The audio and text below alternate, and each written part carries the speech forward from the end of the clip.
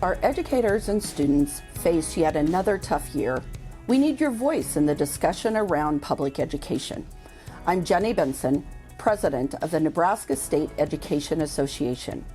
Working together, NSEA members can affect the critical changes needed to meet the challenges we are facing.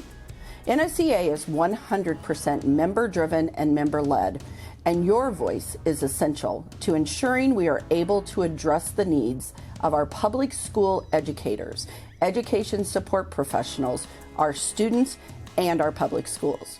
I encourage you to consider serving as a delegate to our 2022 Delegate Assembly.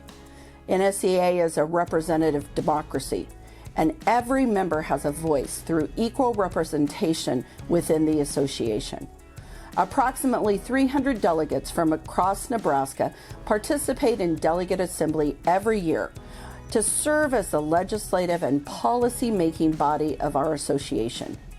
This annual meeting will be held in person in April. It provides an opportunity for all association members through their elected delegates to set association goals and dues, to vote on new business items, to update the association's governing documents, our bylaws and resolutions, and to elect NSEA leaders. For more information about becoming a delegate, visit nsea.org. Thank you for your membership.